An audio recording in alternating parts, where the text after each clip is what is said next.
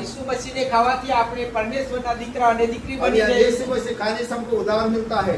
प्रभु यीशु ने ખાવાથી આપણો ઉદ્ધાર થાય और છે यीशु मसीह खाने से हमको यीशु मसीह का महिमा मिलेगा।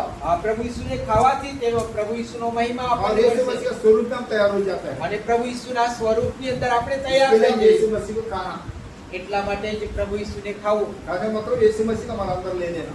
ખાવું मतलब પ્રભુ યીશુને આપણી અંદર આવવા દેવું हमारा अंदर प्रभु मिल जाएगा पूरा हजम होकर।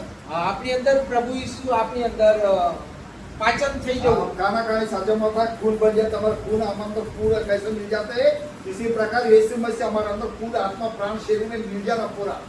જેમ જેમ આપણે ખાવાનું ખાઈએ છીએ ને આપણા શરીરની અંદર હજમ થઈને લોહીની અંદર મળી જાય છે એવી જ રીતે પ્રભુ યીશુને આપણે ખાઈને પાચન કરીને મળી જવું મિશ્રિત થઈ જવું हालेलुया हालेलुया हालेलुया। हालेलुया।